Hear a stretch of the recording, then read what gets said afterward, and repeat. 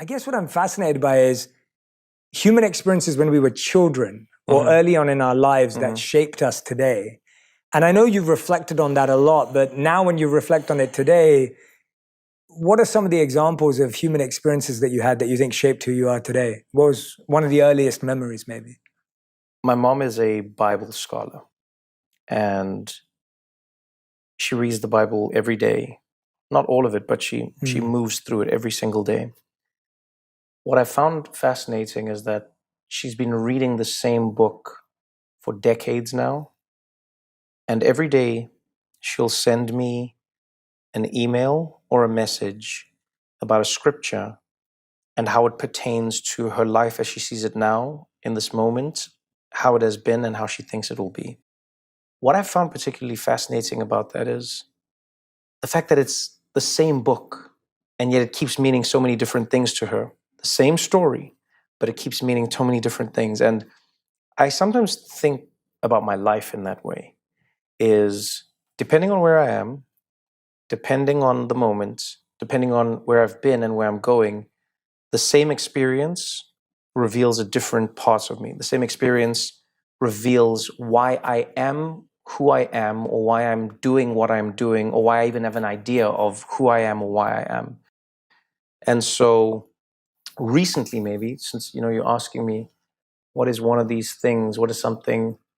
I think back to how not having shaped how I see the world, shaped how I move in the world. Not having food sometimes, not having money sometimes, not even having luxury items sometimes, whether it be clothing or cars, whatever it may be. But recently I've found myself going, man, so much of how you define yourself is through the lens of having or not having, particularly because of how you grew up. And so it's not about having or not having now, but it's in the small things. It's like how I order food or why I order the food that I do in the way that I do is partially because of having or not having. And so I would say that's maybe one of the biggest experiences that I find has recently been like just shining a light on how I grew up. I've often reflected on something similar, and I've called it gifts or gaps.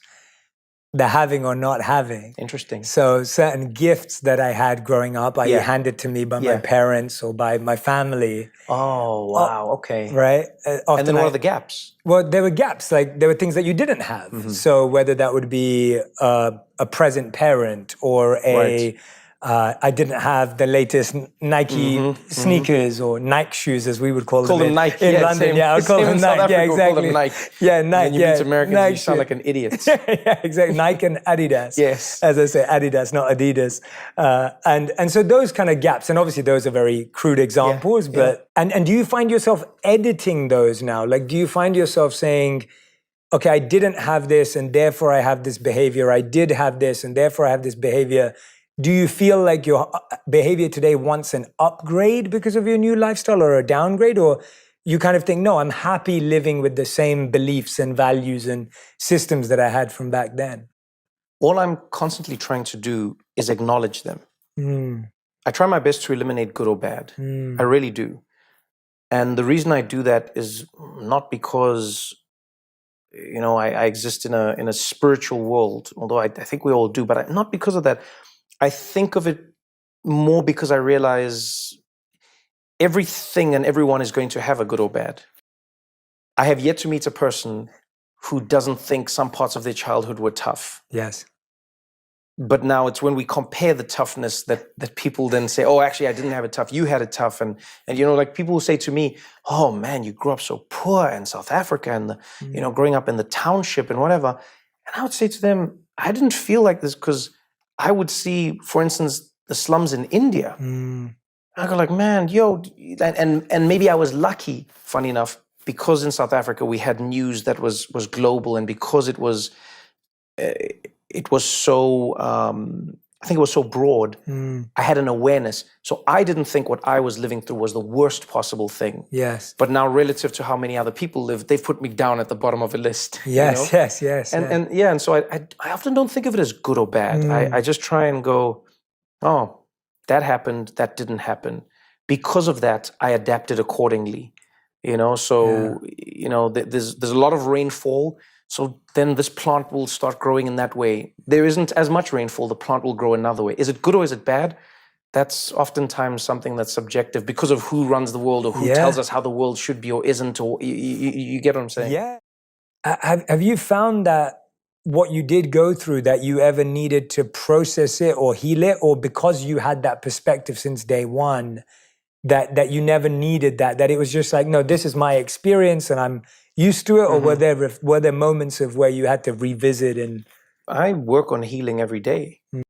I grew up in a world where we almost didn't have the time nor the resources to heal. And I think for a long time, I was very comfortable in accepting that as just being my world. Oh, that happened. I shrug it off and you keep on moving. Wow. Yeah, you shrug it off. That happened to you, domestic abuse, poverty, whatever it may be, violence in the community or at home, whatever. Yeah, but that happens. You keep it moving. You shrug it off because it is happening. And funny enough, you can grow up, and I grew up in a world where I created this narrative in my head that it was not bad because it was happening to everyone. Wow. And so yeah.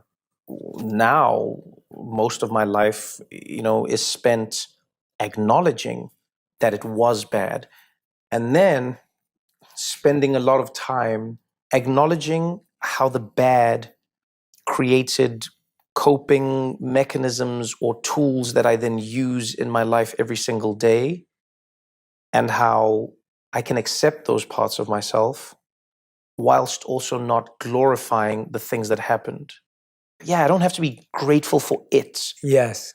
Because I often say, and maybe I'm wrong here. That's how I see it. I have found for myself, and maybe for others at times, we are so attached to the idea of who we are, the story that we've told ourselves, the story that we continue to tell ourselves, who we are, who we wish to be, who we should be. Whether it's designed by what our parents always said about us. You're such a quiet child. You're such a lovely person. You're so kind. You're so polite. And you go, that I am, or I should be then. Whatever it may be. But sometimes I find I would get so attached to that, that then I would be afraid to let go of the things that may be holding me back, because I don't want to lose me. Because who is me if I don't have the pain? Who is me if I don't have the trauma? Who is me if I don't have the mistrust? I don't want to lose me. Yeah. I'm me. I know me. What if I'm not me? I love me. And if I want to lose me, do I still love me? And that's what I find the thing is. And so what I found helps me, and I'll say to some of my friends as I go, I do not need to live my life believing that I would not be me, or I do not love me if I wish for these things to not happen. But I rather go, I would have learned something else. Well, if we're open to our identity changing and we're open to our home changing, I mean, do you still feel attached to a sense of home? Like, what is home to you today? Like, how do you think about the word home? For me, the true definition of the word home is familiar, of the family. It's a repeated interaction. That's all home is to me. The reason you call it my home is because you go back to it every single day. If somebody flipped all the furniture and the house every day, you find you'd say it doesn't feel like home. Yes. But it is your home. Yes. I think it's your house. Yeah, exactly. Yeah. My friends are my home. The languages, I speak are my home. The food I eat in South Africa is my home. But my home starts to grow. It starts to change. I said this to a friend of mine when I got back from India. I said, man, it felt like home. And he was like, what do you, India? I said, it's crazy, but it felt like home. Wow. There were parts of Delhi where I was like, this feels like home. Wow. There were parts of Bengaluru, where it's like, this feels like home. Wow. Do you know what I mean? It's like, and people are like, how can it feel like home? It's like, well, maybe because part of it is reminiscent. It reminds me of South Africa. We have an Indian population. It's huge, one of the biggest in the world. We have Indian culture, but also it's just, it feels familiar. It feels like home. And so for me, that's what home means, is a sense of the familiar. You can even experience randomly, if you travel a lot, in a hotel that you always frequent, it feels like home. Yeah. So that's what home means for me. Yeah. It's just that, And you feel that in New York too when you're here. Like Yeah. you find that you have that because of that familiarity.